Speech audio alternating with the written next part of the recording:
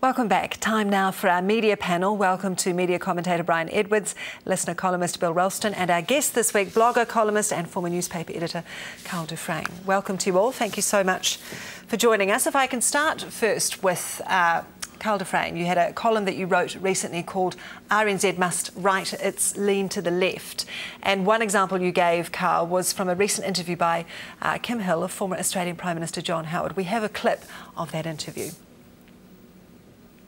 I suppose one of the most controversial parts of your time, certainly as Prime Minister, is your refusal, much hyped refusal, much attacked refusal to give an apology to the Aboriginal people because, as you said, Australians of that generation, your generation, should not be required to accept guilt and blame for past actions and policies. Is that still your belief? Well, the answer is yes, it is still my belief, but can I just question the assumption or the claim in your question that it was the most, or one of the most controversial things? It wasn't really. A lot of people disagreed with my position, but a lot of people agreed with it. Karl du Fresne, you say that shows a left-leaning bias. Tell us about your position on that. Well, I think you really had to listen to that interview with John Howard, which incidentally was a couple of years ago now. You really needed to listen to it in its entirety to sense just how relentlessly antagonistic Kim Hill was toward John Howard. She treated him as if he were marginally preferable to a Nazi war criminal. And this is a man who is the second most popular Prime Minister in Australian history, won 4 consecutive terms in government. I would argue that he needed to be treated, or he deserved to be treated with far more respect than Kim Hill showed him. And my point is that on the very rare occasions when Kim Hill interviews a Conservative figure, and they are very rare, what is notable is the aggressive line she takes with them. And I would contrast that with the soft, warm, fuzzy approach she takes with all her left-wing guests. Well, it's not all the left. I can remember she had a fantastic knockdown drag-out with left-wing journalist John Pilger several years ago. I think she is uniformly aggressive when she comes up against people who she sees as authority figures, whether they be left or right. I remember that interview well, Bill, and I think that was just a case of Pilger being a kind of a cranky contrarian, and he has a habit of disagreeing with just about everybody. I wouldn't read too much kind of ideological difference. Karl, I should begin by saying where I'm coming from. I don't think I've read more nonsense than I read in this article that you wrote recently about this subject. Tell me what you really think, Brian. What you're asking for is deference from television and radio interviewers. This is an interviewer doing her job, just as the other interviewers you criticise are doing their job. No, Brian, I'm not. I think you're willfully misinterpreting and distorting what I said. I was very explicit in saying that I'm not suggesting that we should have deferential interviews. I would argue vigorously in favour of hard, aggressive interviewing. It's the political slant that you often get from interviewers like Kim Hill that I'm objecting to. All I'm arguing for is balance. I don't want any views suppressed. I'm not suggesting they soft pedal and go easy on their interviewed guests. That's not in my interest. It's not in anybody's interest. Well, it would be in your piece that you wrote. You described Kim Hill as the worst example of this left-wing bias. Now, that would have been okay if you'd given a single example in this piece of what you were describing. There isn't a single example in there. I'd call that irresponsible journalism. Well, you know, there's a finite amount of space in a column, Brian, but anybody who Well, there ought to be enough space to produce the evidence, Karl. Well, you know, I could have just written a dossier, but I mean, I'm not anal enough to keep a dossier of Kim Hill's programs. In fact, I gave up listening to Kim quite some time ago because I just got fed up, as a lot of other people have, with the persistent, pervasive bias in her questioning. Well, okay. But that I had written previously about the John Howard interview, and I could have revisited that. I'd like to go back to your original precept, I suppose, in that column, that national radio in particular displays a significant left-wing bias. I think in the media in general in New Zealand there is a liberality of thought anyway.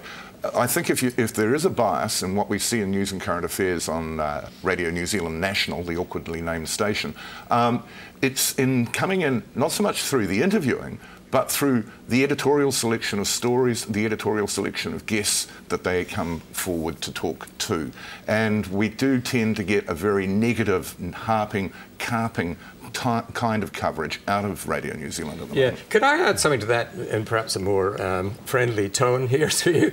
And that is, all the Prime Ministers I've known, and I've known everybody since Keith Holyoake, they all complained that the media were biased against their party. And what actually happens... Knuckleheads. Yeah. And what actually happens, of course, is that any party which is in government gets more flack than the opposition because the government is doing things, it's making laws, and it's appropriate. I think it's appropriate that the media should be an unofficial opposition to any party in government. OK. Karl, do you think it goes further than, obviously, Kim Hill? You think it's more widespread? Are we talking about Brent Edwards, their political editor? Are we talking about, as Bill mentioned, how they set their stories and their news agenda each day?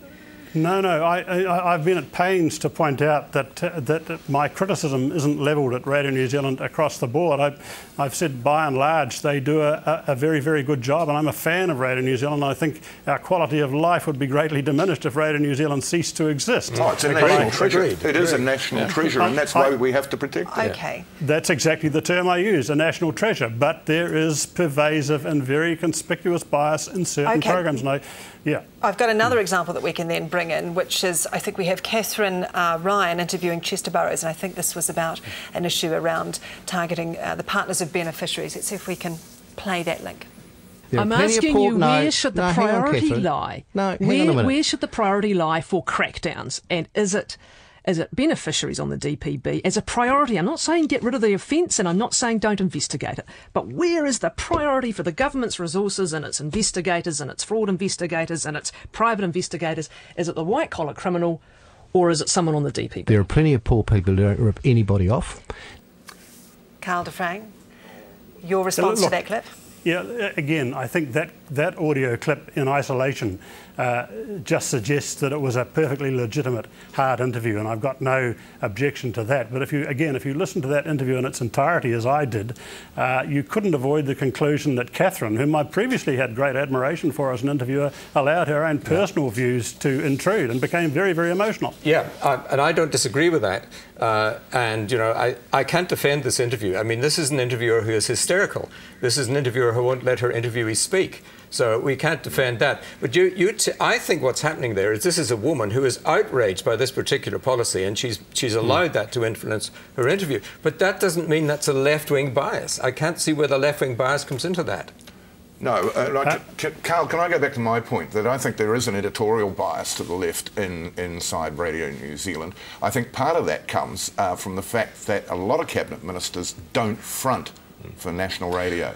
And they are actually weakening their own position. They need to show a bit more backbone. I've had some pretty good battles between Mary Wilson on Checkpoint, though, with some Scary Mary. senior ministers. Will she ever let anyone finish? She chips in, she chips in, she chips in, well, and she alienates her audience and throws the sympathy. I'm doing a Mary Wilson myself now, but you know, it's very difficult to get a politician these days to answer a question outright. Well, I've heard it said that some national cabinet ministers just refuse to go on Radio New Zealand, and I disapprove of that. I think that's wrong. It's a state-owned... What's the same with Campbell Live too? It's a state-owned radio network, and I think they have an obligation to us, to me as a taxpayer, to all Radio New Zealand owners. You know, you have to look at, you need to look at the Broadcasting Act here, Karl, because the Broadcasting Act does not require programmes to be balanced within one individual programme or one individual episode. It requires programmes to be balanced over a period. I see you nodding, so you agree with that. Yeah, now, this is my problem with what you've written. You're taking little clips. We're doing it again on this programme this morning. You're taking little clips and you're making a big story out of that, and there is no story.